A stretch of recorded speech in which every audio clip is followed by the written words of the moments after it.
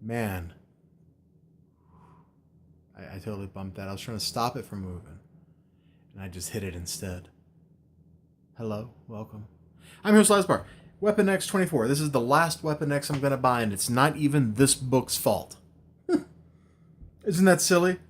I really like this. The tombstone with the bloody handprint. That's a cool cover. The bottom of this doesn't make any sense given the context of the rest of the book, but that top part, definitely pretty cool, because we know they're not all going to die. How do you know that? Well, Deadpool's in this book. You might remember him from the last one. He actually comments on that.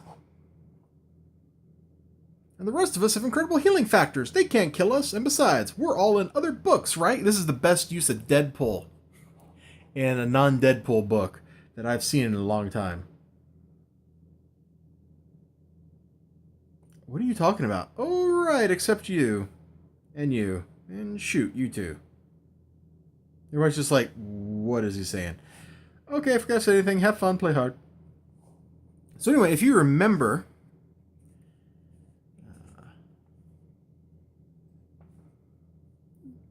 pretty cool looking. Pretty cool looking.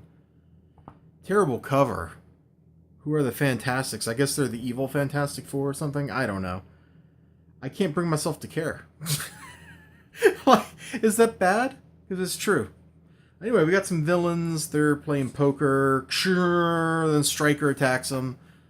Meanwhile, the Weapon X team is in prison, getting demon lasered or something. Like, I can barely bring myself to care about that aspect. I really did like Omega Red's tentacles here. They look metallic. They really do look like they've got a metallic sheen on them. This is good use of like blurring and stuff too. As these things are like moving in and out away from the camera, like that is good looking. Anyway, they're in mutant prison. Stryker's like, have some knives, and that's where we get this scene. There's a bunch of weapons. Why? Because Stryker's new lord, because of course he made a deal with the devil, right? Wants a show before the sacrifice. So all those captured villains, I mean, that's Hairbag, Sauron, Pyro. Is that all of them I recognize out of this whole bunch of villains? She looks really familiar, but I don't remember what her name is. Yeah, those are apparently the only three I recognize out of all these villains. And it's funny, they're also the only three that get named. Actually, I wouldn't have known this guy was Pyro if I hadn't been told he was Pyro. So, I guess I really only recognize two of them. Anyway, they have a really great battle. It's a fantastic battle. Either mind controlled, inject them with your nanobots just like you did. Yeah, it's not happening. No solo book for you.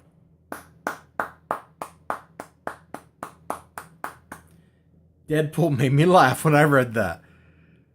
Now, up here, that didn't make me laugh. But this one, that one made me laugh. Okay, I gotta admit. Deadpool's in too many places. He's in way, way too many places. So anyway, Stryker shows up. Turns out they have a giant buzzsaw pit. This is like something out of Broforce, man. Look at this. This is stupid. I love it. I love it. Victor's being wimpy. M calls him out on it. Mentallo's up here. Mind control. Cast his enemies into the pit with my mind powers. And then, Sabretooth. Tactician. Somebody who lives for fighting, and he has a smart idea. Hey, you got those nuke pills? I do, but I don't see what... Ah, yes. Make some luck. So, pills, blam, an entire enraged crowd. More fighting happens. It's a good time. It ends with a to be continued. It's a great book. I went into Weapon X when it was the second issue of Nuclear War, and it was an action comic that was fantastic, although it had that goofy Nuke was holding the barrel of a machine gun that he was aiming. Like, okay, he's going to burn his hand, but he's got a healing factor, so maybe that doesn't matter. But this was a ton of fun, and it's a shame It's the last one I'm buying, ever.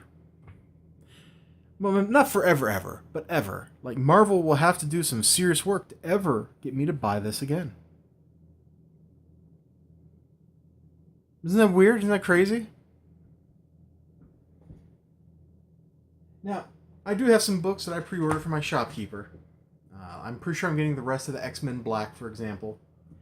And there's probably some other random books I've pre-ordered off of the little order slip that they give me. You know, I go in there once a month he hands me one of these things.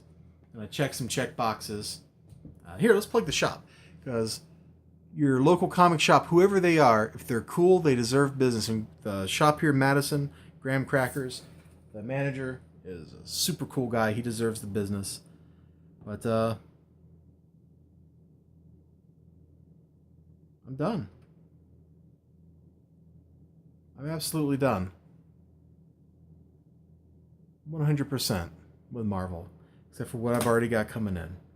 And maybe, with the occasional, like, I might still buy the True Believers. Those are reprints of old material. They're fun stories. They don't mock me, the customer. They're fun stories like this was. This was a fun story. I like the art. Luca Pizzari is great art. The coloring was great. The lettering was pretty good. The writing also was pretty good. Sabretooth, kinda almost acted like Sabretooth. Omega Red, he had this one panel up here. Do not be sorry, comrade. At least she is no more mind-controlled. She will die free. Yeah, that sounds great. It's actually pretty good. It's actually pretty good. I'll see you all next time. You have a great day. Remember to like, comment, subscribe. Facebook. Whatever. I'll see you next time. Until then, bye-bye.